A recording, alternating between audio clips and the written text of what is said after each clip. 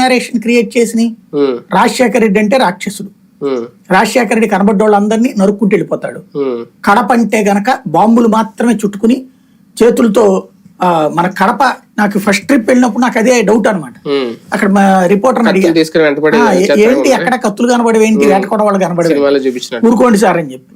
అంటే ఏ సినిమా చూసినా అదే నేరేషన్, అసలు రాసిన వార్త చూసినా అదే నేరేషన్.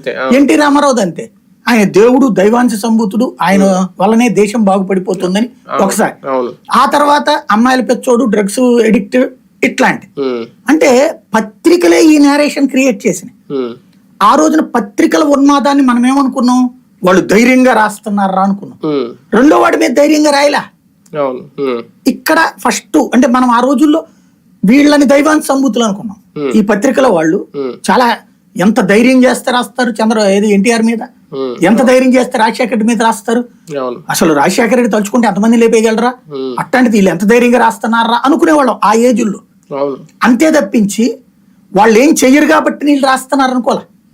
బాంబులు రాజశేఖర రెడ్డి అంతమందిని చంపుతారు అన్నప్పుడు రామోజీరావు చంపేలేడా, రాధాకృష్ణ చంపేలేడా, ఏం పెద్ద ప్రాబ్లం ఏముంది, ఏం పీకుతారు అంతకు మించి. వీళ్ళ కొడుకులు ఏం ఫ్యాక్షనిస్టులు కాదు కదా కొని. మరి రాజశేఖర రెడ్డిని చూడగానే మనకి ఒక దుర్మార్గుడు అని చూపించేటటువంటి ప్రయత్నం ఎన్నేళ్లు చేశారు, ఎన్ని దశాబ్దాలు చేశారు. అట్లాగే ఎన్టీ రామారావుని దాదాపుగా ఒక దశాబ్దం పాటు విలన్నే చూపెట్టారుగా మనల్ని.